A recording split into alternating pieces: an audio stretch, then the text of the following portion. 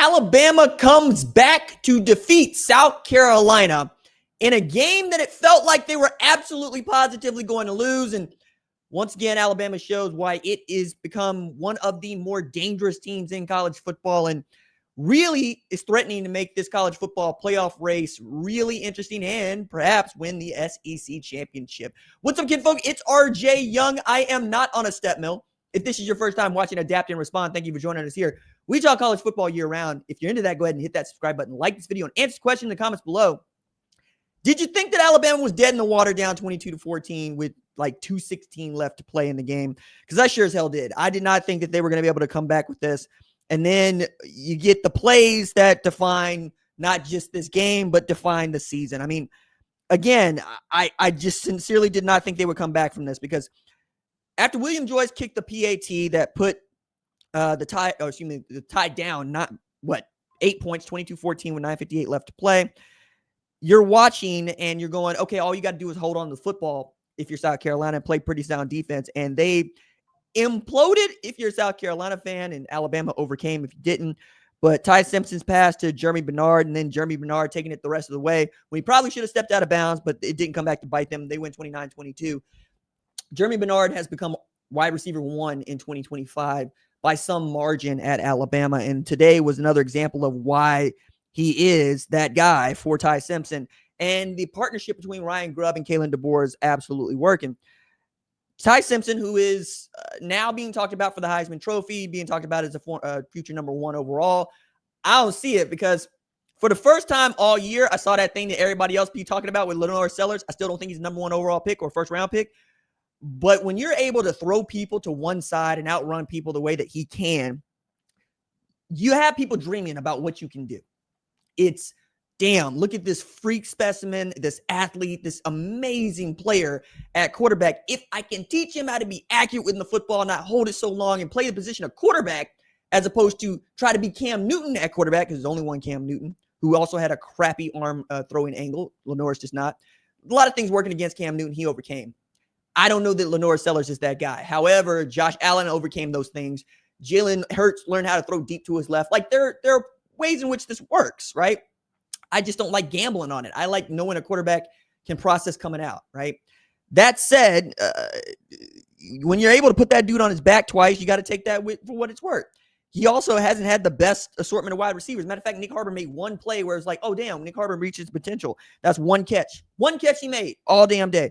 Can't get no help from anybody not named Rasulu Faison on that offense if you're South Carolina, if you're Lenore Sellers, and you're really wasting his talent, I think. And it's also, he hasn't developed quite as quickly as we thought he would, because this is a guy that was also talked about it, perhaps winning the Heisman Trophy, putting up the kind of numbers we expected him to do would be like Diego Pavia, what he's been able to do.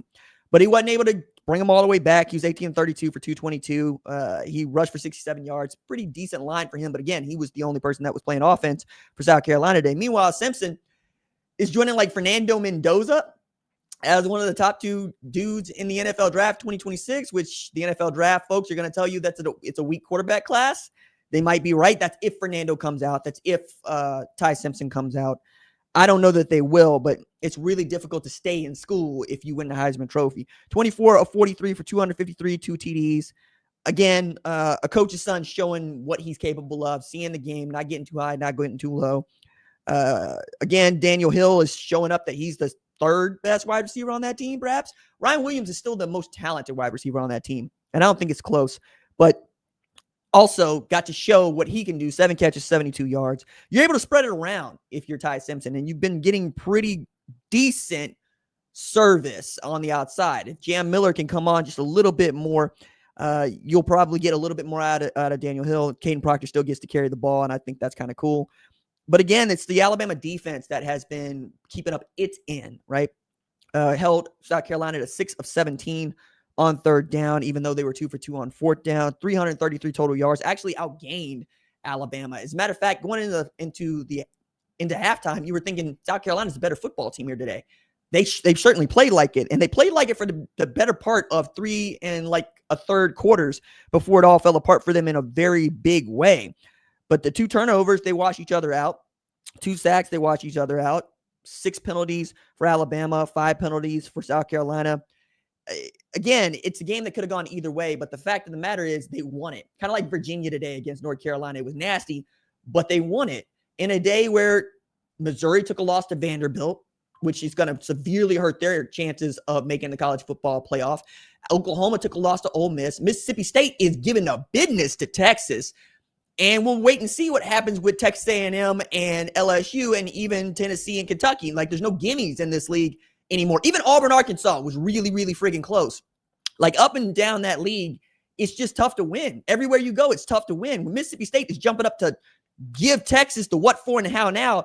I mean, we're making the segment now, but by the time that I walked into the studio, Texas had rushed for just 40 yards in like 45 minutes of game time. Like through 3 full quarters, they rushed for 40 yards. And that's always been the key for Steve Sarkisian's offense. If you can stop them running the football, you can stop Texas. If they're running the football, they're going to have their way with you. And I thought that was going to be what it was for Lenore Sellers in South Carolina. Like, if they just go back to something like an offense that is just him and Rasul Faison being your guys and running some version of, Vince Young and Texas spread back when he had Cedric Benson in the backfield, you can do some really cool things, right? But they just don't have the wide receivers and the tight ends to go along with that. And again, they're gambling a lot on a guy like Nick Harbor and thinking that he's going to pull it out.